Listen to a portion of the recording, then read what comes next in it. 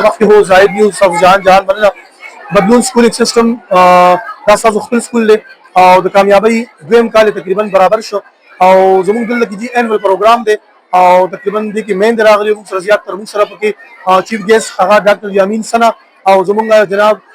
رحیم جدید صاحب راغلو دا رنګ جناب وارثان صاحب امجدیات نور ګڼ تعداد سره زموږ چې کوم ګیسټ هغوی راغلو نو د ټولو راتلونکي مېلمنو جهان مننه. بدلون سکولینګ سیسټم به انشاءالله په 1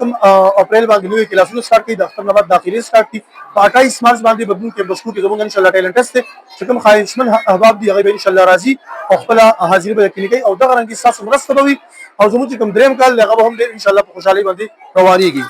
موږ دې سیشن کې به انشاءالله ندیم اسلم صاحب د تعارف محتاج نه دی او یو ډېر قابل شخصیت دی او د ایجوکیشن په میدان کې ماشاءالله د دوی تقریبا 35-40 سال تقریبا وشول. د دوی به موږ سره راتلونکي سیشن کې بدلون مین کیمپس کې انشاءالله ایز ا پرنسپل وي او